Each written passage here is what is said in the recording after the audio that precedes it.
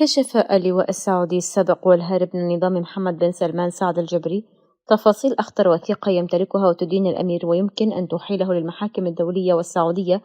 خاصة مع ارتفاع معدل الجرائم المدان بها. وقال اللواء السابق خلال لقاء تلفزيوني أن الوثيقة تؤكد تورط بن سلمان في إسقاط طائرة الأمير منصور بن مقرن عام 2017،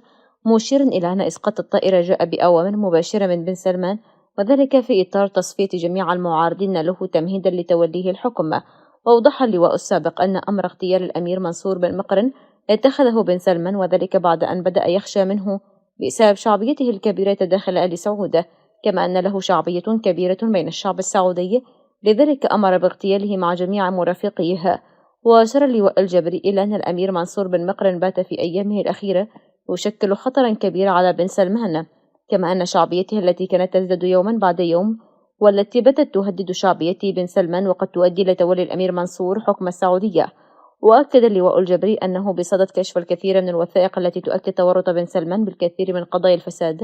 ومحاولة الاغتيال التي ستضم إلى ملفه وسجله الإجرامي الخاص بمحاولة اغتيال مسؤولين في السعودية وأمراء من آل سعود. وشدد سعد الجبري على أنه سيعمل على مواصلة المطالبات بمحاكمة بن سلمان، وأنه لن يقبل بعدم معاقبته ولن يتنازل عن الدعوى القضائية التي رفعها في واشنطن ضده، مؤكدا أن بن سلمان حاول التواصل معه وإقناعه بسحب الدعوة القضائية، إلا أنه يرفض ذلك جملة وتفصيلا. هذا وأبرزت صحيفة نيويورك تايمز الأمريكية تعمد ولي العهد محمد بن سلمان قمع العائلة المالكة في السعودية بهدف الاستفراد في السلطة وتكريس الحكم بالقمع. جاء ذلك في معرض تعليق الصحيفة على إفراج السلطات السعودية مؤخرا عن أميرة سعودية منتقدة لحكومة بلادها كانت قد سجنت قبل نحو 3 سنوات بعد أن شككت بشكل علني في سياسة الحكومة. وذكرت الصحيفة أن الأميرة بسمة بنت سعود عادت إلى منزلها مع ابنتها سعود الشريف التي سجنت معها، ولكن لا يزال من غير الواضح ما إذا كان سيسمح للأميرة وابنتها بالسفر إلى الخارج،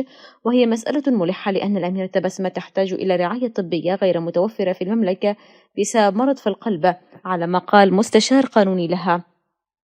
وكانت الأميرة بسمة من بين عدد من النشطاء والمعارضين السعوديين البارزين وأفراد العائلة المالكة الذين سجنوا أو وضعوا قيد الإقامة الجبرية خلال صعود ولي العهد محمد بن سلمان الذي عزز قبضته على المملكة منذ اعتلاء والده الملك سلمان العرش في عام 2015. ومحمد بن سلمان هو واحد من أكثر الحكام إثارة للخلاف في تاريخ السعودية، وتخلل صعوده للحكم التدخل العسكري الكارثي في اليمن وتجاهل حقوق الإنسان، بما في ذلك مقتل الصحفي السعودي جمال خاشقجي على يد عملاء سعوديين داخل القنصلية السعودية في اسطنبول في عام 2018.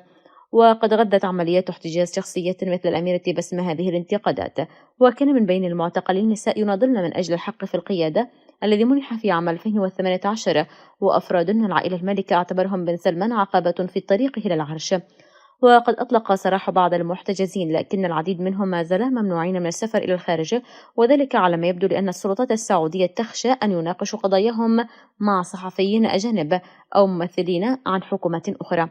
ولا يزال عدد من الأشخاص البارزين بمن فيهم نجلاء الملك السابق الملك عبد الله رهن الاحتجاز وفقا لما ذكره مساعدوهم، ولا تزال المعلومات تظهر إلى العلن بشأن سوء معاملة بعض المحتجزين. كما يبرز من المعتقلين من أمراء العائلة الحاكمة محمد بن نايف وزير الداخلية السابق الذي أطاح به بن سلمان من منصب ولي العهد في عام 2017 ليحصل على اللقب لنفسه.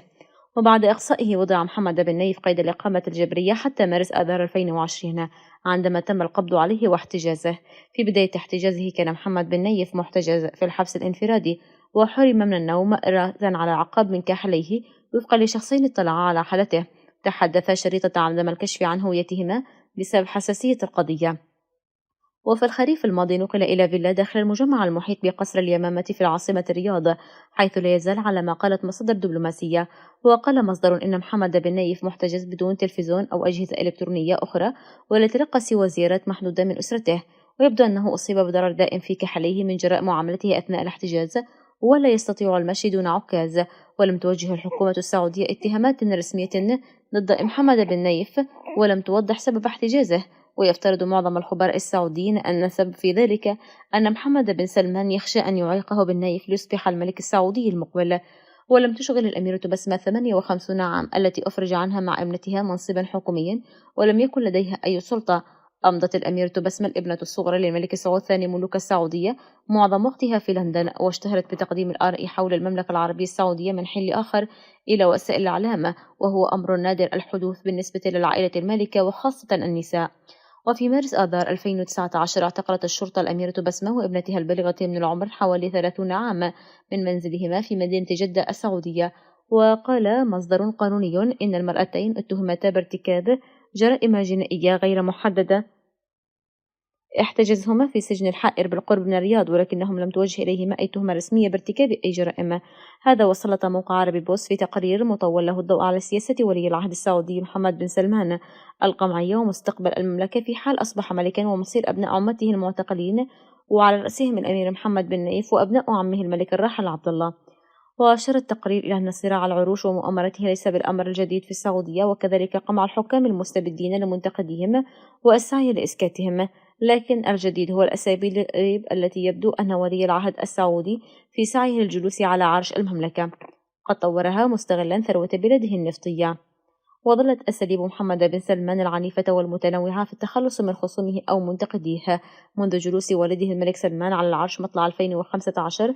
تتردد بعيدا عن ساحات المحاكم، وكثير منها لم يجد طريقه إلى وسائل الإعلام، حتى وقعت جريمة اغتيال الصحفي المعارض جمال خاشقجي، وذلك في قنصلية السعودية في اسطنبول بتركيا مطلع أكتوبر 2018، وهي الجريمة التي هزت وجدان العالم نظرا لبشاعتها من حيث التنفيذ والتخطيط.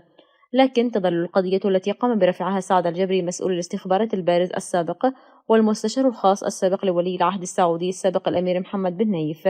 أمام محكمة فيدرالية في العاصمة الأمريكية يتهم فيها ولي العهد السعودي الحالي محمد بن سلمان بمحاولة قتله. هي المصدر الأبرز للمعلومات، حيث ألقت الضوء على كثير من القضايا المتعلقة بتخلص بن سلمان من منتقديه. والواضح أن الجبري يمثل تهديد مباشر لبن سلمان، حيث يسعى الأخير بكل الطرق إلى إسكات مسؤول المخابرات السابق،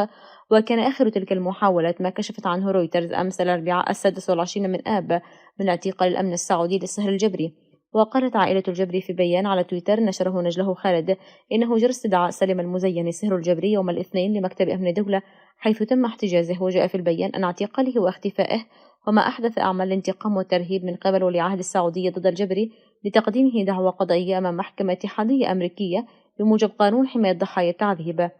وكانت عائلة الجبري ومصادر مطلعة على الأمر قالت لرويترز في وقت سابق هذا العام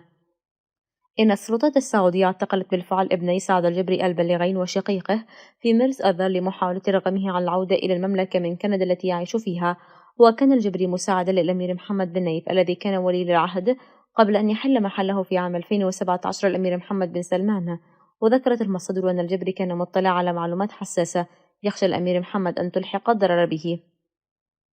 ويعيش الجبري في كندا منذ أواخر عام 2017، وأقام دعوى في وقت سابق من أغسطس آب الجاري أمام محكمة اتحادية أمريكية في مقاطعة كولومبيا اتهم فيها محمد بن سلمان بإرسال فريقا لقتله في عام 2018، لكن السلطات الكندية أحبطت هذا المخطط، ما يصفه البعض بأنها سلسلة من الإجراءات الاستثنائية من جانب ولي العهد لتهميش منافسيه والتخلص من أي شخص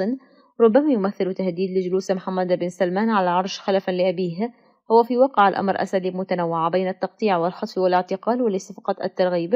أو شراء الولاءات بالمال، ومن بين تلك الأساليب تبقى جريمة اغتيال خاشقجي الذي كانت كل جريمته ممارسة عمله كصحفي ينتقد أحيانا بعض قرارات محمد بن سلمان هي الأبشع نظرا لطبيعة الفريق التي نفذها كنائب رئيس المخابرات السعودي أحمد العسيري والمستشار الخاص لبن سلمان سعود القحطاني، إضافة لاستخدام إمكانات المملكة المادية واللوجستية وتنفيذ الجريمة في قنصلية المملكة بتركيا بمشاركة وإشراف القنصل السعودي هناك، ما يعني تكريس إمكانات دولة بحجم السعودية للتخلص من مواطن سعودي معارض لبعض سياسات ولي العهد السعودي.